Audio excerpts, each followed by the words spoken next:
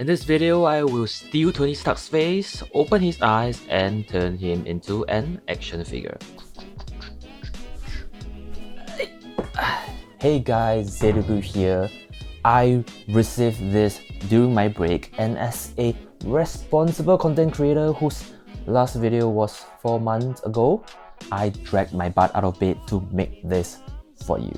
Yes, I am still alive. I'm just taking a break, and all I can say is YouTube community tab suck. Because I've been posting a lot of updates and you guys are not seeing it. I even had to deface my own channel banner, hoping that more of you guys will see it, but I don't think it's working. Anyway, Revopoint sent me a new scanner. Again. Like, how many more do I need, right? The first one was Pop 2, my absolute favorite, as you have seen from all the times I've used it in my videos. The second one was the Mini, which was used to capture details on Headsculpt, an essential tool if you're a lazy sculptor like myself. And this is the Rage. We can finally scan larger items at a quicker rate than the previous two models. It comes with the scanner, a stand, a phone holder, a power bank, and all the cables you will need.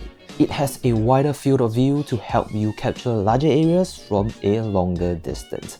And now it's time to show you my big package. I can't tell you how shocked I was when this arrived at my doorstep and my family was like, "What the hell do you buy again?" And I was mentally scrolling through my shopping list trying to figure out what this is, and fortunately, it's just a turntable. A freaking huge one. The premium version comes with this turntable that has a maximum load of 200 kg, so it's safe even for me to stand on.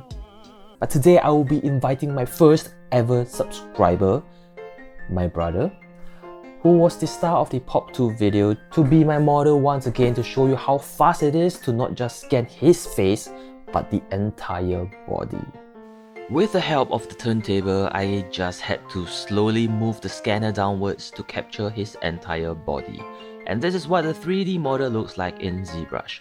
After adding the head sculpt that I modified in the previous video, we now have a complete scan. That's how quick and easy it is to scan a person with the Rage. You can use it to scale cosplay parts or just print it out as a fun gift. Kickstarter link in the description below. But what's the point of scanning a mere peasant when we can scan Tony Stark? This is a Lifecast of RDJ's actual face that I bought on eBay. Throughout the years in their career, an actor's face may be molded with silicone for custom prosthetics, and somehow they were leaked and sold online. It's basically a copy of their actual face, so it's as accurate as it can be. It's just like scanning the actual person. Just a quick spin on the turntable and we own his digital face. All that's left to do is to open his eyes, add some details, insert hair implants, print and paint, and we will have a mini version of Tony Stark. Sounds easy, right? That's until I tried to open his eyes digitally in ZBrush and realized how horrible I am at sculpting. After pasting his face on a base mesh with Z-Wrap, I adjusted his neck and skull and began digging into his eye sockets. This is the moment my reliance on digital tools has failed me miserably. I'm so used to sculpting in symmetry that I started panicking when the left and the right side didn't move in unison.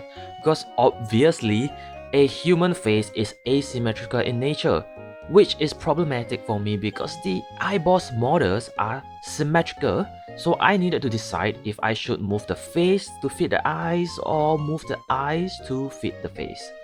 I even considered mirroring half of his face to the other side to make it symmetrical and accidentally found out that his nose is actually slanted towards his right. Something I should have noticed as a sculptor, but I probably wouldn't because I am just that good. Ultimately, I decided to get out of my comfort zone and just started adjusting each side individually. It's double the work, but it definitely looks better. Putting on some eyebrow makeup and fake lashes also helped a lot with the positioning of his opened eyes. Finally, we can adjust his ears because they were missing from the live mask, and I had to rely on reference photos to get them as close as possible. Speaking of things that went missing, is his blob of hair. In the past, I would have just given him a few strokes and called it a day, but that wouldn't be faithful to his fluffy, messy hair, so I decided to try something new, which is IRONMAN brushes. This brush made by Teoxic 3D allows you to create hair in varying sizes that can be further modified via the noise option to instantly add even more strands. With that in our arsenal, we could focus on creating different clumps of hair with different flow and then duplicate them to cover all the gaps. And finally add the noise in individually, which wasn't necessarily a walk in the park because there are so many strands of hair. But for the sake of Tony's spiky, natural looking hairstyle, I pushed on and I just hope that the 3D printer would print it properly. After adding in the eyebrows and some skin pores, I remembered that Tony Stark has facial hair. So similarly, we marked out the overall shape and started adding tiny maggots which would slowly but surely turn into beautifully groomed hair. And to top it off with the magic of 3D, we duplicated and mirrored the other half of the facial hair and easily complete the rest of his beard. Fast forward a day and we have our lovely 3D print. I do love how much details came through on the hair, but the facial hair did not survive at this scale, unfortunately.